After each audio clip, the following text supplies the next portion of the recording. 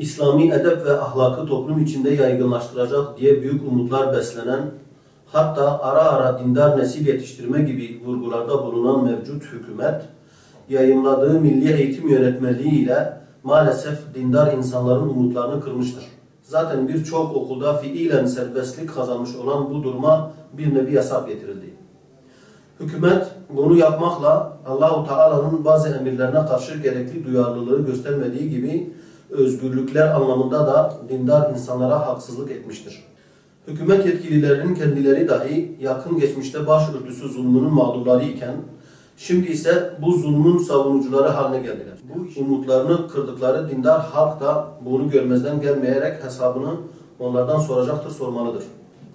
Bu sorunu çözebileceği halde çözmemekte ısrar eden hükümet bir yerlere yararmak mı istiyor?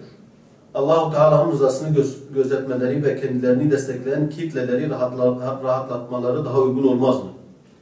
Bu basiretsizlikten ve körlükten kurtulmaları ve halkın sesine kulak kabartmaları gerekmez mi?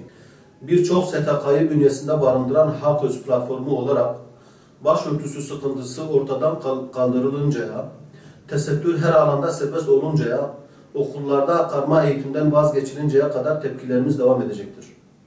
İnanca yönelik bu haksızlıkların kaldırılmasını isteyen halkların sesi, avazı olacağız inşallah.